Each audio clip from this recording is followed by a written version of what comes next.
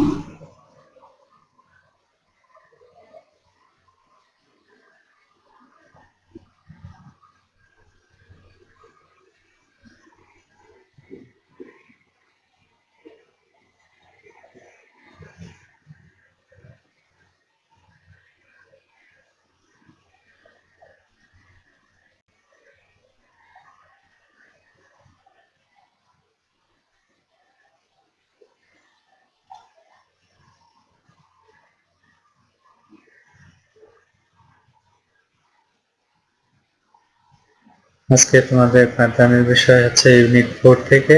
Unit 4 যেটা শিরোনাম হচ্ছে জলবায়ু এবং তার পাঠ 4.1 এবং 4.2 থেকে আজকে আমি তোমাদের সামনে পাঠ উপস্থাপন করব।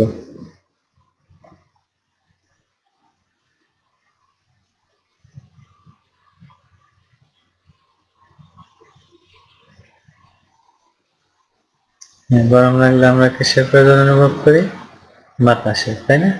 ভূপৃষ্ঠের উপরের দিকে কি রয়েছে? ভূপৃষ্ঠ থেকে আমরা যত উপর দিকে যাব আমরা কি পাবো? বাতাস বা বায়ু, তাই না? হ্যাঁ, ভূগোলের ভাষায় এটাকে কি বলে? ভূগোলের ভাষায় এটাকে বলা হয় বায়ুমণ্ডল।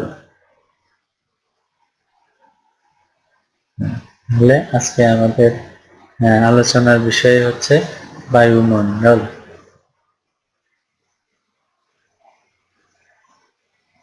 তাহলে এই পাঠ থেকে আমরা কি শিখতে পারবো একটু দেখে নিই।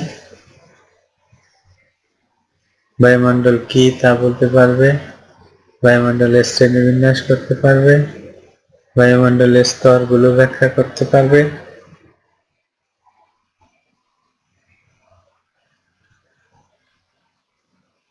সুপ্রিয় শিক্ষার্থীরা লক্ষ্য করো, বিভিন্ন ধরনের বায়ুমণ্ডলের চিত্র তোমরা দেখতে পাচ্ছ এবং এই বায়ুমণ্ডলের সংজ্ঞা এখানে চলে এসেছে যে বায়ুমণ্ডল যে গ্যাসীয় আবরণ পৃথিবীকে বেষ্টন করে আছে তাকে বলে বায়ুমণ্ডল। অর্থাৎ ভূপৃষ্ঠের চারপাশ যে বায়বীয় আবরণ দ্বারা বেষ্টিত রয়েছে তাকে বলা হয় বায়ুমণ্ডল।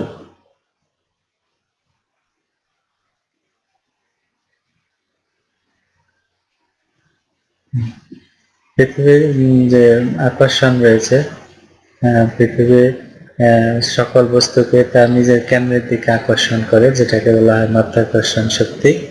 এই মাধ্যাকর্ষণ শক্তির ফলে বায়ুমণ্ডল ভূপৃষ্ঠের চারদিকে জড়িয়ে থেকে অনবরত আবর্তন করছে। অর্থাৎ মাধ্যাকর্ষণ শক্তির কারণে বায়ুমণ্ডল কিন্তু পৃথিবী থেকে ছুটে অন্যদিকে চলে যেতে পারছে না, পৃথিবীর ভূপৃষ্ঠকে চারদিক থেকে জড়িয়ে থেকে অনবরত আবর্তন করে যাচ্ছে। ভূপৃষ্ঠ থেকে উপরের দিকে প্রায় 10,000 কিলোমিটার পর্যন্ত বায়ুমণ্ডল বিস্তৃত। তাহলে বায়ুমণ্ডলের বিস্তৃতিটা আমরা দেখতে পাচ্ছি যে এটা ভূপৃষ্ঠ থেকে প্রায় 10,000 কিলোমিটার পর্যন্ত। আর এই বায়ুমণ্ডলের বর্ণ নেই, গন্ধ নেই এবং আকার নেই, নির্দিষ্ট কোনো আকার নেই। তাই মানুষ জীবজন্তুর উপর এর প্রভাব অত্যন্ত বেশি। আমরা এখন একটি সারণী লক্ষ্য করি, যে সারণীতে বায়ুমণ্ডলের বিভিন্ন উপাদানের তালিকা দেওয়া রয়েছে। দেখো তোমরা যে দিকে রয়েছে উপাদানের নাম এবং শতকরা হারটা দেওয়া আছে যে বায়ুমণ্ডলে কোন উপাদানগুলো শতকরা কি হারে রয়েছে। সর্বাধিক হারে রয়েছে নাইট্রোজেন, যেটা হচ্ছে 78.02।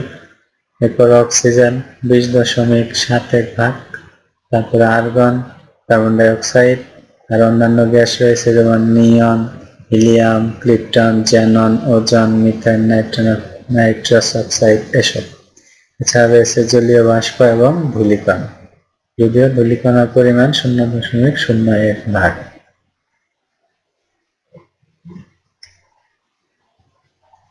জীবজগৎ পরস্পর অক্সিজেন ও কার্বন ডাই অক্সাইডের গ্রহণ ও ত্যাগের মাধ্যমে বেঁচে আছে। ওজোন গ্যাসের স্তর থেকে আসা অতিবেগুনি রশ্মিকে শোষণ করে জীবজগৎকে রক্ষা করে। মানে হলো যে আমাদের যে জীবজগৎ রয়েছে পৃথিবীতে, এখানে যেমন মানুষরা আমরা অক্সিজেন গ্রহণ করি, কার্বন ডাই অক্সাইড ত্যাগ করি, একইভাবে গাছপালা কি করে, কার্বন ডাই অক্সাইড গ্রহণ করে এবং অক্সিজেন ত্যাগ করে। এই কথাটি এখানে বলা হচ্ছে যে অন্যের সাথে বিনিময় করে এরা বেঁচে আছে। আবার সূর্য থেকে যে আল্ট্রাভায়োলেট রশ্মিটা আসে সেটা কিন্তু ওজোন স্তর থেকে শুষে নেয় এবং শোষণ করে, এভাবে সেটা কিন্তু জীবজগৎকে রক্ষা করে। বায়ুমণ্ডলের প্রধান উপাদান দুটি, নাইট্রোজেন এবং অক্সিজেন। এই দুইটার সম্মিলিত পরিমাণ হচ্ছে 98.73 ভাগ, আর বাকি শতকরা 1.27 ভাগ হচ্ছে অন্যান্য গ্যাস।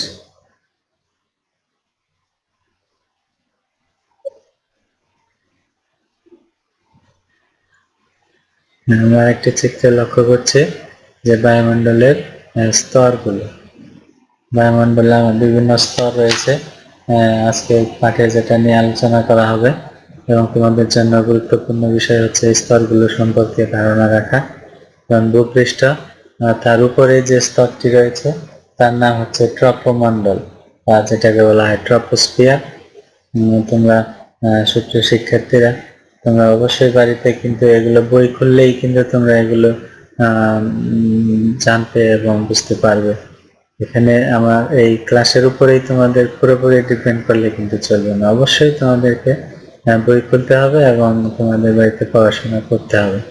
তাহলে ট্রপোমণ্ডল, যেটা ভূপৃষ্ঠের পরে, এখানে তোমাদের সামনে একটু ধারণা দিচ্ছি যে বায়ুমণ্ডলের যে স্তরটি ভূত্বকের সব থেকে নিচের স্তরে অবস্থিত, সেটি হলো ট্রপোমণ্ডল বা ট্রপোস্ফিয়ার।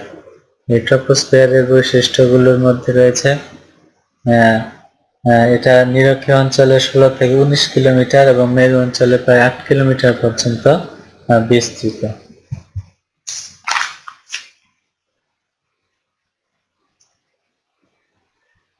আর এই স্তরে আবহাওয়া ও জলবায়ুজনিত সকল প্রক্রিয়া ঘটে। আবহাওয়া জলবায়ুজনিত যত প্রক্রিয়া রয়েছে এগুলো কিন্তু এই ট্রপোমণ্ডল বা ট্রপোস্ফিয়ারে ঘটে থাকে। এরপরের যে স্তরটি সেটি হচ্ছে স্ট্রাটোমণ্ডল।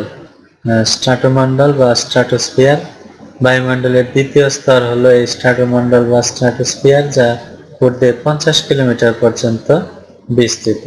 আর স্ট্রাটোমণ্ডলের কিছু উল্লেখযোগ্য বৈশিষ্ট্য হচ্ছে এখানে বায়ুর ঘনত্ব, চাপ অনেক কম, আর ওজোন গ্যাসের পরিমাণ বেশি আছে বলে সূর্য থেকে আসা অতিবেগুনি রশ্মি এই ওজোন স্তর শুষে নেয়। এটা হচ্ছে স্ট্রাটোমণ্ডল।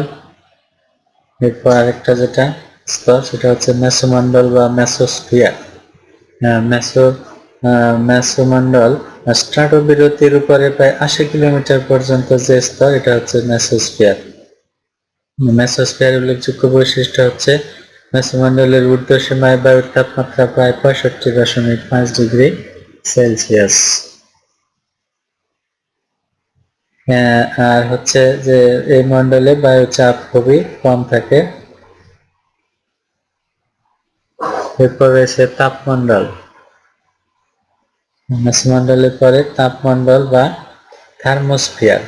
মেসোমণ্ডলের উপরে প্রায় 500 কিলোমিটার পর্যন্ত বিস্তৃত এই বায়ুস্তর। এর উল্লেখযোগ্য বৈশিষ্ট্য হচ্ছে বায়ু খুব হালকা এবং এখানে তাপের পরিবহনও খুবই নগণ্য। তীব্র সৌর বিকিরণের রঞ্জন রশ্মি অতিবেগুনি রশ্মির সংঘাতে এই অংশে বায়ু আয়নযুক্ত হয়।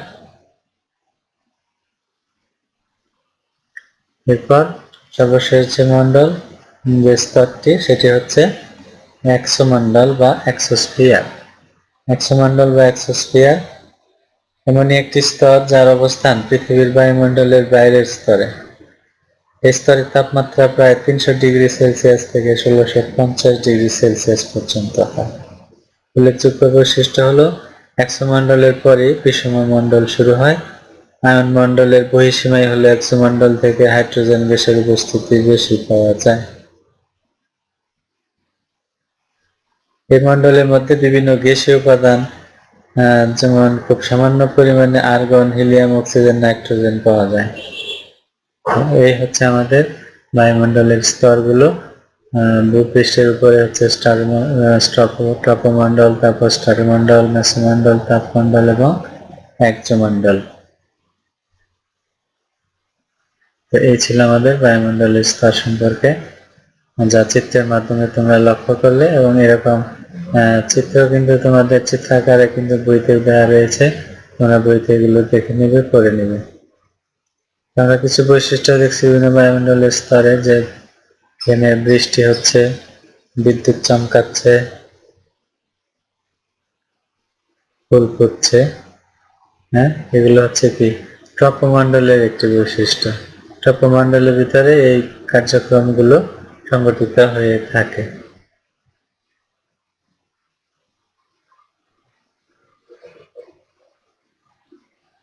তারপর স্ট্রাটোমণ্ডল, যেখানে কি হয়, আমাদের এই যে বিমান চলাচল যে করে, এটা এই বায়ুমণ্ডলের এই স্তরে, অর্থাৎ স্ট্রাটোমণ্ডলে বিমান চলাচল করে থাকে।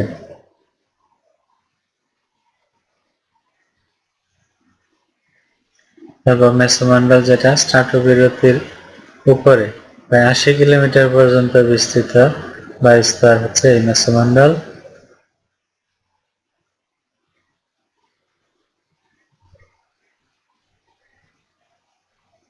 তাপমণ্ডল, মেসোবিরতির উপরে প্রায় 500 কিলোমিটার পর্যন্ত বিস্তৃত বায়ুস্তর হচ্ছে তাপমণ্ডল। তাপমণ্ডলে আমরা দেখেছিলাম যে কি এখানে তাপমাত্রা প্রায় 1480°C পর্যন্ত হয়ে থাকে। এখানে রকেট এই মণ্ডলে চলে যায়।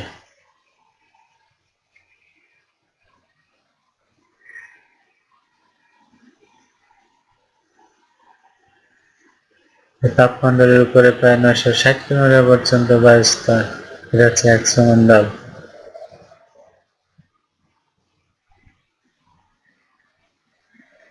এরপর আসলে তোমাদের মূল্যায়ন করা হচ্ছে না, আসলে এর মাধ্যমে আমরা জানতে পারতেছি যে আমাদেরকে কি প্রশ্ন উত্তর আমাদেরকে দিতে হবে, বা কি প্রশ্নের উত্তর আমাদেরকে শিখতে হবে।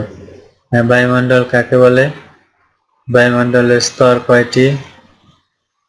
বায়ুমণ্ডলের কোন স্তরে বিমান চলাচল করে?